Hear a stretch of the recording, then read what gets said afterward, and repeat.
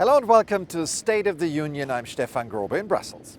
2 weeks after the elections, the future composition of the European Parliament is slowly taking shape. Before the ballot, there was a lot of talk about a nationalist wave. Well, that didn't quite materialize, but the far-right parties see themselves as a force to be reckoned with. This week, they gave birth to a new parliamentary group.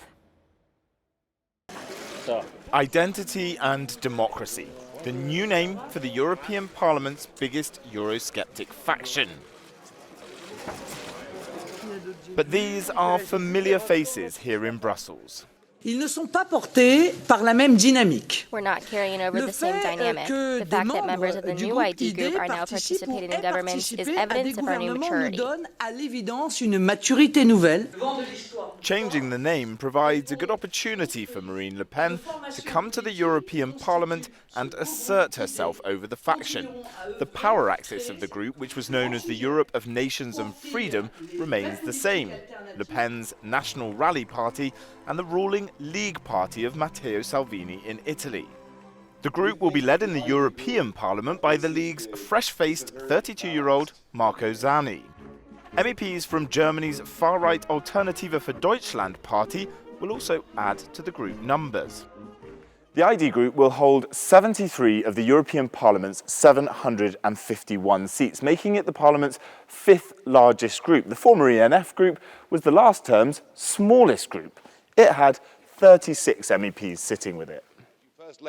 But the ID group could have been a more powerful force if they were able to persuade Nigel Farage to get on board. The leader of Britain's biggest party in the European Parliament, the Brexit Party, ruled out joining this alliance. In the UK, Marine Le Pen is just too much of a toxic brand, and so Nigel Farage can't be seen to be teaming up with her. But also he wants his own group in the European Parliament. He wants his own position on the front row of the European Parliament so he can stand up and make these big keynote speeches in the main debates. And also he wants the resources that come from having your own group in the European Parliament to pursue his own agenda. The ID group will continue to press for political power to be returned back to national capitals. For now, though, they've scaled back their calls for countries to exit the bloc or the single currency euro. The group launch also saw an immediate clash with journalists. Unhappy the party delegations were applauding speeches in a press room, contrary to institutional etiquette. And with new members calling for the EU's sanctions against Russia to be relaxed, this new group, like the old, will face accusations of being too close to Moscow. Jack Parrick, Euronews. A year ago, new EU data protection rules came into force. Polls suggest that most Europeans know about their guaranteed rights, and the corporate sector managed to adjust as well. All good? Well, it's fair to say that data protection is still a work in progress.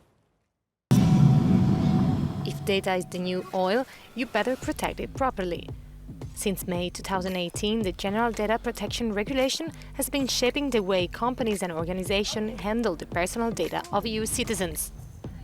Adapting to the new rules has been a challenge for some. For many companies, it has been actually a massive amount of work to find out actually what data they had and where the data was located. MasterCard had already done that exercise, that data mapping exercise. Once actually you know what data you have and you have cleaned up your data, you found out actually what data is up to date, what data is relevant. It enables you to better comply with the law, but it also creates massive business opportunities. The new regulation meant tougher controls from national data protection authorities. The number of notifications of breaches increased, but only resulted in a few fines for companies. The most significant were imposed by Germany and Poland, but only France managed to fine Google for 50 million euros for lack of consent on the advertisement. Sometimes GDPR enforcement in cross-border cases is lengthy because of the fragmented application of the rules among different member states. EU Commissioner Jourova is urging government to do more to fill this gap. Just imagine some big company, I will not name and shame, but of course I mean somebody like Facebook. Just imagine they will do the same harm to the people in all the member states, and suddenly the people in different states will see different reaction. I don't think it's fair. And I said before, the GDPR should bring more fairness to Europe. Annoying telemarketing calls, receiving unrequested promotional emails, and surveillance by CCTV cameras are the main reason for complaints. Individuals are more aware of their rights, but some still feel confused. Plus d'informations et puis peut-être plus de sensibilisation aux risques. We need maybe more information and more awareness about the risks, because often people do not necessarily know what they are exposed to. À quoi ils s'exposent. The European Commission has now launched an awareness-raising campaign to encourage citizens to have a better understanding on how their data is controlled. Elena Cavallone, Euronews, Brussels. And here's a look at some top events next week. On Monday, the foreign ministers of the EU meet in Luxembourg.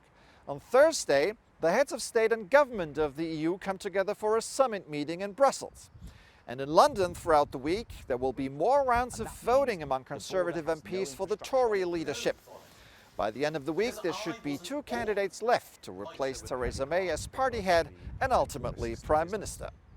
One of the candidates, actually the bookmakers' favorite, is former Foreign Minister and well-known Brexiteer Boris Johnson. He's not afraid of a no-deal Brexit. And that is our last word today. Thank you for watching. I'm Stefan Grobe. See you next week. As you might refute, it is one of trust. So let me clear that I am not aiming for a no-deal outcome. I don't think that we will end up with any such thing. But it is only responsible to prepare vigorously and seriously for no deal. Indeed, it is astonishing that anyone could suggest dispensing with that vital tool of negotiation. And MPs are already moving.